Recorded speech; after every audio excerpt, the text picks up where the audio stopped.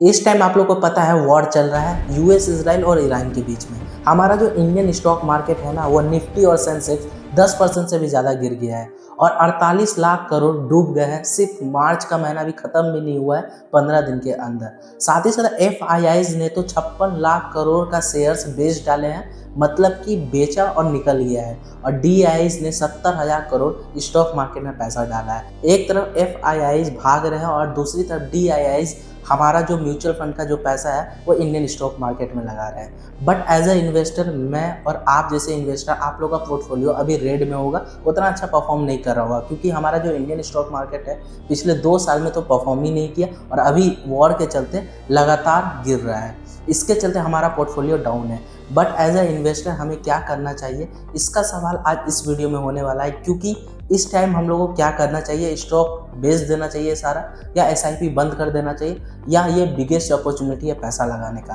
तो ये video completely and तक देखना, आपका हर एक डाउट क्लियर होने वाला है। और मैं बता दूं आपको, देखो इस टाइम जो इंडिया विक्स है ना, विक्स बोले तो वॉलेटिलिटी इंडेक्स, इससे पता चलता है कि कितना ज़्यादा वॉलेटिलिटी है हमारे इंडियन स्टॉक मार्केट में।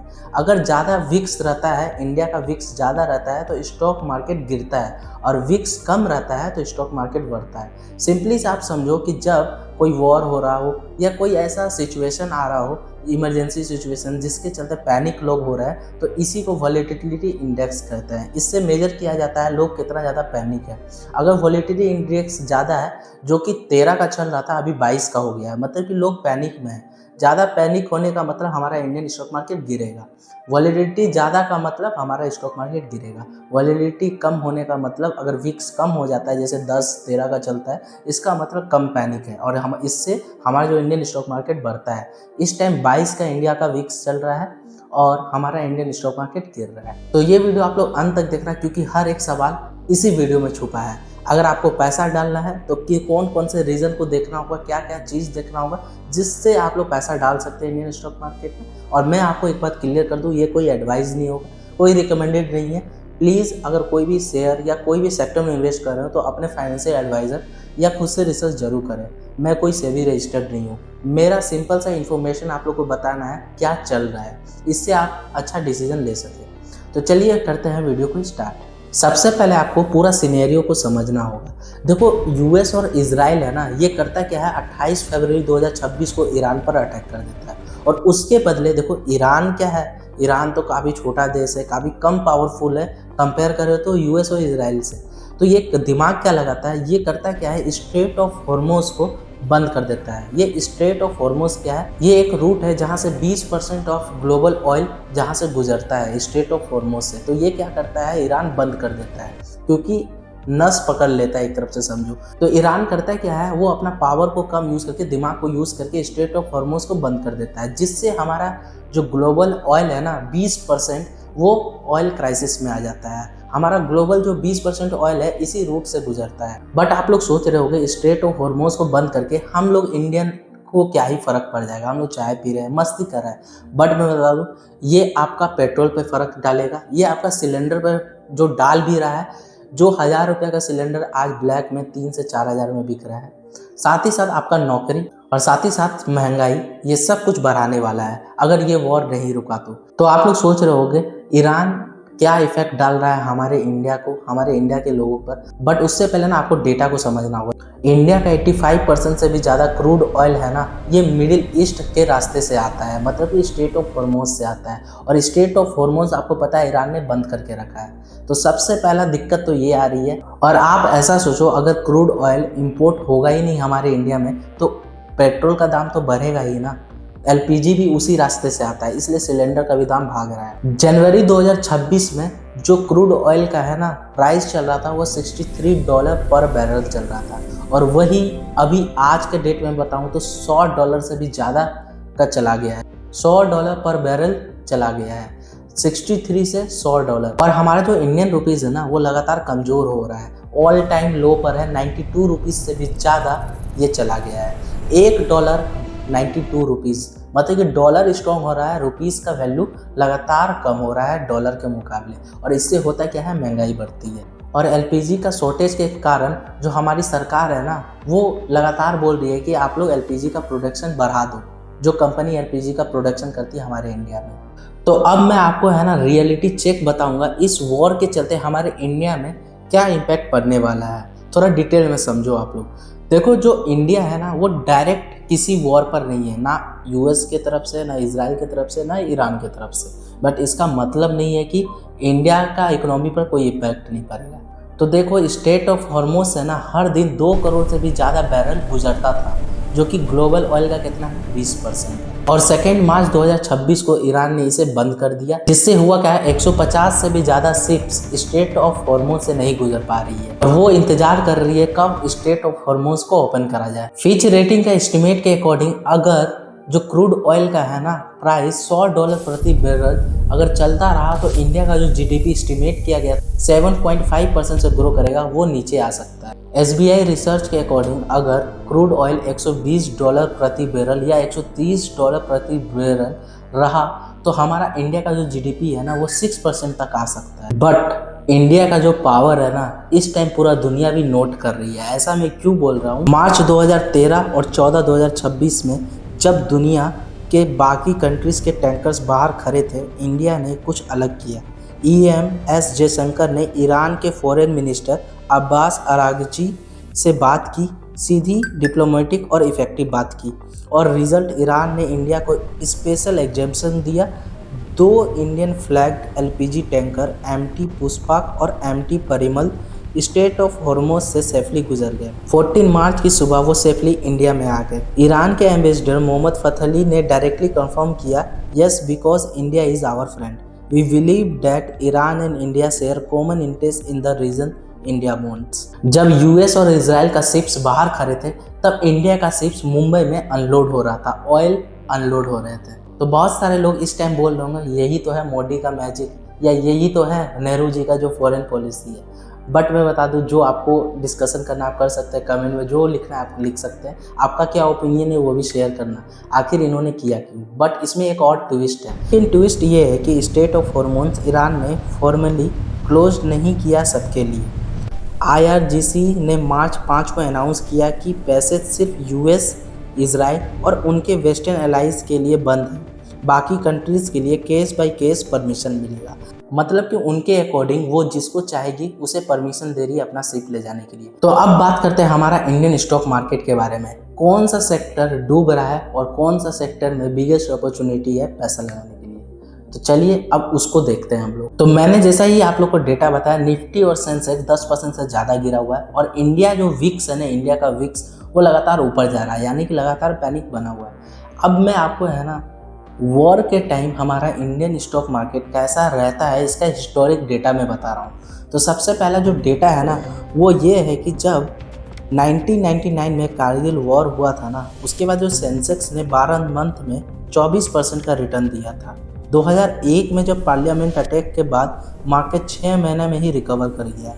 गल्फ वॉर जो 1990 और 1991 के बाद हुआ था उससे जो सेंसेक्स गिरा था, बट वो नेक्स्ट ईयर में ही 80% से भी ज़्यादा रिकवर कर गया। तो ये वॉर का हिस्टोरिक डेटा क्या कह रहा है कि जब भी वॉर होता है ना पैनिक रहता है मार्केट। हो सकता है जो ईरान में अभी वॉर चल रहा है, इजराइल और यूएस मिलकर जो ईरान पर अटैक कर रहे हैं, ये कुछ महीना तक चलते रहे। हमारा निफ्टी सेंसेक्स हो सकता है 20% तक गिर जाए या 25% तक भी गिर सकता है। बट जब गिरता है, गिरने के बाद जैसे ही सिचुएशन ठीक होता है दोनों तरफ से, तो हमारा जो इंडियन स्टॉक मार्केट है काफ़ी तेज़ी से रिकवर करता है। अब मैं आपको है ना इससे कौन कौन से सेक्टर जहां अभी आपको पैसा नहीं लगाना चाहिए और कौन कौन से सेक्टर जो अभी इस वॉर के चलते सबसे ज़्यादा गिरा है उसे आप लोग डिटेल में समझ लो, ताकि आप लोग ऐसा गलती ना करें या गलत इन्वेस्टमेंट मत चूज़ कर ले। सबसे पहला जो सेक्टर है जो सबसे ज़्यादा डिस्टर्ब हुआ है वो है एविएशन सेक्टर। देखो, एविएशन सेक्टर में ना जब एरोप्लेन उड़ता है ना तो सबसे ज़्यादा जो कॉस्ट आता है उसके उड़ने पर वो है फ्यूल कॉस्ट। 50% से भी ज़्यादा कॉस्ट फ्यूल में लगता है और फ्यूल का दाम पता है काफ़ी तेज़ी से जो $100 से भी ज़्यादा क्रूड ऑयल का प्रति बैरल दाम चला गया है। तो इससे है ना एविएशन सेक्टर में जो इंडिगो जैसी कंपनी है ना वो अपना टिकट का प्राइस लगातार ज़्यादा कर रही है, प्राइस बढ़ा रही है। और जो इंटरनेशनल रूट है वो भी तो डिस्टर्ब हो रहा है क्योंकि वॉर चल रहा है। तो सबसे आप लोग को गलती नहीं करना है वो एविएशन सेक्टर में पैसा नहीं लगाना है या एविएशन सेक्टर से अभी दूर रहना है, क्योंकि एविएशन सेक्टर सबसे ज़्यादा डिस्टर्ब हो रहे हैं। सेकेंड जो सेक्टर है वो है पेंट्स, क्योंकि जो पेंट्स में है ना ज़्यादातर जो रॉ मटेरियल यूज़ होता है वो क्रूड ऑयल होता है, और क्रूड ऑयल का दाम आप लोग को पता है काफ़ी ज़्यादा है।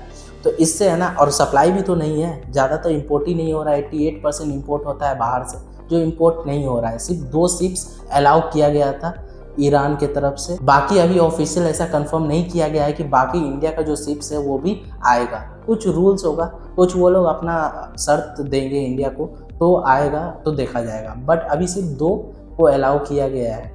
तो कहने का मतलब क्रूड ऑयल का जो ये सिचुएशन जब तक ठीक नहीं हो जाता तो पेंट सेक्टर भी ना काफ़ी ज़्यादा डिस्टर्ब रहने वाला है। थर्ड है ऑयल वाली कंपनी। जितनी भी ऑयल कंपनी है ना, देखो सरकार क्या करेगी, बोलेगी आप पेट्रोल का प्राइस मत बढ़ाओ, आप सब्सिडी मतलब कि आप मैनेज कर लो, तो इससे नुकसान किसको होगा, ऑयल वाली कंपनी को होगा। फोर्थ जो है वो है टायर कंपनी। टायर में भी ना क्रूड का यूज़ होता है, तो इससे ये भी इफेक्ट पड़ेगा। तो अब बात करते हैं कौन सा सेक्टर सबसे ज़्यादा अपॉर्चुनिटी है उसमें अभी चल रहा है और कौन सा सेक्टर सबसे ज़्यादा अभी बेनिफिट्स में है।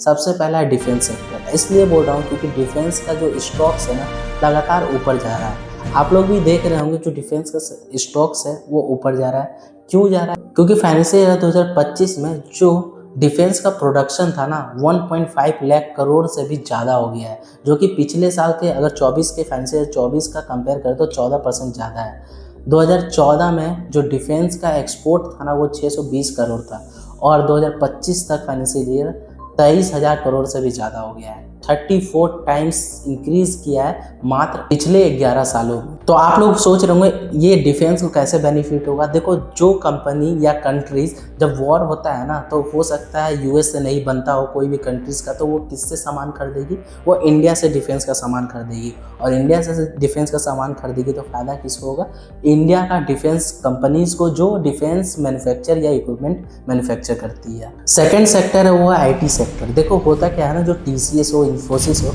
इनके क्लाइंट कौन है, फॉरेन क्लाइंट है। तो फॉरेन क्लाइंट आप लोगों को पता है $1.92 का चल रहा है, और कुछ टाइम पहले कितना चल रहा था, $1.88 या 87 के पास चल रहा था। तो ये आईटी कंपनी को फ़ायदा हुआ, क्योंकि ज़्यादातर पेमेंट है ना डॉलर में आता है, डॉलर में कन्वर्ट करेगा तो $1 का जहाँ उसे $1 का 88 मिल रहा था और अभी $1 का 92 मिलेगा, तो प्रॉफिट तो होगा ही ना। थर्ड जो सेक्टर है वो है फार्मा सेक्टर। जब भी है ना देखा गया वॉर बढ़ता है तो फार्मा का जो स्टॉक है ना, फार्मा जो सेक्टर है वो बूम करता है, क्योंकि इस टाइम वॉर होता है। वॉर के चलते जो फार्मा का डिमांड है ना वो स्पाइक करता है ग्लोबली। और फोर्थ जो है वो तो गोल्ड, आपको ही पता है जब भी वॉर सिचुएशन हो, कुछ पैनिक सिचुएशन हो, तो ज़्यादातर लोग कहाँ इन्वेस्ट करते हैं, गोल्ड में इन्वेस्ट करते हैं। और ये जो वॉर चल रहा है ना ईरान और यूएस इजराइल के बीच में, तो इसमें जो असली खिलाड़ी निकल के आ रहा है इंडिया। ऐसा मैं क्यों बोल रहा हूँ, क्योंकि देखो एक तरफ जब वॉर चल रहा है, ईरान ने सभी शिप्स अदर कंट्रीज के रोक के रखा है और इंडिया का 2 शिप्स निकाल दिया स्ट्रेट ऑफ हॉर्मुज से, आगे भी निकाल देगा अगर इंडिया कुछ ऐसा बात करता है ईरान से, और डायरेक्टली बात चल रही है। लोग जो सिलेंडर ब्लैक में खरीद रहे हैं या पेट्रोल पंप में देखना भीड़ ज़्यादा है, लोगों को लग रहा है पेट्रोल का दाम बढ़ जाएगा या सिलेंडर नहीं मिले आने दिन में, तो हो सकता है ईरान से इंडिया डील कर ले कुछ ऐसा जिससे इंडिया का जो शिप्स है ना वो स्ट्रेट ऑफ हॉर्मुज से निकल जाए। तो ये हो सकता है, और इंडिया है ना ये सब करने में काफ़ी ज़्यादा माहिर है। इंडिया कहता है कि हम कोई वॉर में नहीं पड़ेंगे, ये इंडिया है ना अपना काम निकालना जानता है। अब मैं आपको कुछ डेटा बताता हूँ क्यों मैं इंडिया को असली खिलाड़ी बता रहा हूँ। सबसे पहला डेटा है IMF फिच प्रोजेक्शन का।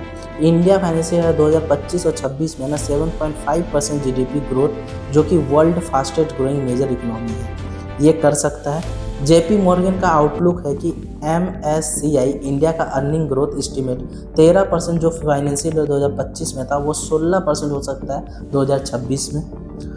फिर जो डेटा आ रहा है, इंडिया का जो फॉरेक्स रिजर्व है ना वो 11 मंथ के गुड्स को इंपोर्ट कवर करने के लिए सफिशिएंट है, कोई इमीडिएट पैनिक नहीं है। 11 महीने का गुड इंपोर्ट कवर करने के लिए सफिशिएंट है, 11 महीने का, तो ये सबसे बड़ी ताकत है। तो आप लोग अपने मन में सोच रहे हो अरे भाई सब कुछ तो ठीक ही चल रहा है, इंडिया में इतना ज़्यादा क्या प्रॉब्लम आ गया जिसके चलते इंडिया का स्टॉक मार्केट गिर रहा है। मैं बता दूं, जब लोग डर के मारे बेच रहे हैं, जिन्हें कुछ पूरा स्टोरी नहीं पता, सिर्फ पैनिक में रेड हो रहा पोर्टफोलियो बेचते जा रहे हैं, बट कुछ समझदार लोग हैं जो लगातार बाइंग कर रहे हैं। अब वो कौन समझदार है, वो लोग क्या देख रहे हैं। तो सबसे पहले मैं आपको 3 सिनेरियोज बताऊंगा क्या क्या हो सकता है। सबसे पहला जो सिनेरियो हो सकता है, ये वॉर है ना 1 या 2 महीना या 3 महीना चल सकता है, उसके बाद सेटल हो सकता है। तो इससे होगा क्या कि आप लोग अभी जो SIP चल रहा है ना, इसे बंद मत करो। लमसम इन्वेस्टमेंट अभी मत डालना बट अभी नहीं डालना। IT और डिफेंस सेक्टर में फोकस करो, अगर आपके पास है तो उसे होल्ड करके बैठो, और गोल्ड में ना 10 से 15% अपना एलोकेशन डाल दो। तो सबसे पहला सिनेरियो ये हो सकता है। सेकेंड जो सिनेरियो रह सकता है, जो क्रूड ऑयल का प्राइस है ना वो $100 प्रति बैरल अगर 6 महीने तक रहा है ना, तो इंडिया का जो GDP जो 7.5% ऐसा प्रिडिक्शन किया गया था, वो गिर के 6% आ जाएगा। और 6% आ जाएगा तो इससे जो एविएशन और जो पेंट वाले जितने सेक्टर बताए ना, इससे दूर रहना। सेकेंड, आपको डोमेस्टिक कंजप्शन वाले सेक्टर में फोकस करना, जैसे कि FMCG हो गया, जो लोग यूज़ करते हैं डेली लाइफ में, ये सेक्टर अच्छा परफॉर्म कर सकता है। थर्ड, जो आपको IT सेक्टर में भी फोकस रहना है। और फोर्थ, जैसे मैंने सेम बताया, गोल्ड। अगर gold is the best that time, क्योंकि जब भी पैनिक सिचुएशन होता है गोल्ड में ज़्यादा लोग इंटरेस्ट दिखाते हैं। और जो थर्ड सिनेरियो हो सकता है कि वॉर है ना काफ़ी ज़्यादा बढ़ गया, तो हमारा जो इंडियन स्टॉक मार्केट है, हो सकता है अगले 1 साल तक भी अच्छा परफॉर्म ना करे। तो इसमें आपको करना क्या है कि आपको कुछ करना नहीं है। आपको अगर अपने इंडिया पे भरोसा है, क्योंकि आप लोग को ही पता है जितने भी कंपनी है कंट्रीज अनदर कंट्रीज़ की, चाइना को हटाकर इंडिया में शिफ्ट कर रही है, इंडिया में फैक्ट्री लगा रही है, इंडिया को मैन्युफैक्चरिंग हब बना रही है। अगर आपको अपने इंडिया पे भरोसा है तो आपको डरने की कोई बात नहीं है। तो दोस्तों, मैं आपको बहुत सारे डेटा बताया, मैं कंफ्यूज नहीं करूँगा, फिर से एक बार मैं आपको दोहरा देता हूँ। इंडिया 2026 में दुनिया की 4th लार्जेस्ट इकोनॉमी है। फॉरेक्स रिजर्व स्ट्रॉन्ग है इंडिया के पास। डिफेंस एक्सपोर्ट्स 34 टाइम्स बढ़ गया है। ईरान ने हमें सेफ पैसेज दिया है जब US और यूरोप के टैंकर्स बाहर खड़े हैं। ये सिर्फ लक नहीं, ये डिकेड्स है कि स्ट्रेटजी ऑटोनॉमी का रिजल्ट है, और हम ये वेदर कर सकते हैं। बट सिर्फ वो लोग फ़ायदा उठाते हैं जो तैयार होते हैं। तो आप लोग SIP बंद मत करो, जो सेक्टर बताए वो सेक्टर में आप लोग फोकस रहो। सिंपल सा, जहाँ क्रूड ऑयल से कोई इम्पैक्ट ना पड़ रहा हो वो सेक्टर चूज़ करो। एक मैं बता दूँ आप लोग को, जैसा ही लोग ने सुना LPG का जो सिलेंडर नहीं मिल रहा है, तो इंडक्शन जो कंपनी बनाती है, जैसे कि TTK प्रेस्टीज, उसका शेयर देखना कितना तेज़ी से भागा। उसका 25% भाग गया है शायद 1 वीक में या 1 मंथ में, मुझे एग्जैक्टली नहीं पता, मैं देख रहा था। इंडक्शन जो मैन्युफैक्चर कर रही है, आप लोग भी देखना, जो इंडक्शन आप लोग ऑनलाइन सर्च करोगे ना, या तो प्राइस जो 2000 का था वो आपको 2500 में मिल रहा हो, या 3000 में। प्राइस बढ़ा दिया गया है इंडक्शन का, और मार्केट में अवेलेबल ही नहीं है, और ऑनलाइन में भी अवेलेबल नहीं है। तो देखो, जो सेक्टर जिससे बेनिफिट हो सकता है, आप लोग दिमाग यूज़ करो। जहाँ क्रूड ऑयल का कोई इम्पैक्ट नहीं है, जिससे क्रूड ऑयल इम्पैक्ट नहीं है, जहाँ LPG सिलेंडर का इम्पैक्ट नहीं है, वो सारे सेक्टर अच्छा परफॉर्म करेंगे। तो ये वीडियो को आप, मेरा सिंपल सा कहना था, SIP जारी रखो, जहाँ भी SIP कर रहे हो। एलोकेशन के लिए गोल्ड में इन्वेस्ट करो, और कुछ सेक्टर में इन्वेस्ट करो जहाँ पर क्रूड ऑयल का इम्पैक्ट नहीं है। मुझे पता है ये वीडियो काफ़ी लंबा है, बट आपका पोर्टफोलियो उससे भी ज़्यादा इंपॉर्टेंट है। तो ये वीडियो आपको देखना ज़रूरी था। आपका एक एक रुपया काफ़ी मेहनत का है। तो ये वीडियो को आप लोग ज़्यादातर लोगों पर शेयर कर देना, फैमिली फ्रेंड्स पर, ताकि उन्हें फाइनेंशियली डिसीजन लेने में हेल्प मिल सके। तो ये चैनल को सब्सक्राइब कर दो, लाइक कर दो, और कमेंट करके बताओ आपको क्या लगता है ये वॉर कितने दिन तक चल सकता है, और कौन कौन से आपको लगता है सेक्टर अच्छे परफॉर्म कर सकते हैं, और कौन से सेक्टर डूब सकते हैं। ये कमेंट करके जरूर बताना। आई होप मेरी ये वीडियो आपको अच्छी लगी होगी। मिलते हैं आप लोग से नेक्स्ट वीडियो में, तब तक के लिए जय हिंद, जय भारत, जय जय श्री राम।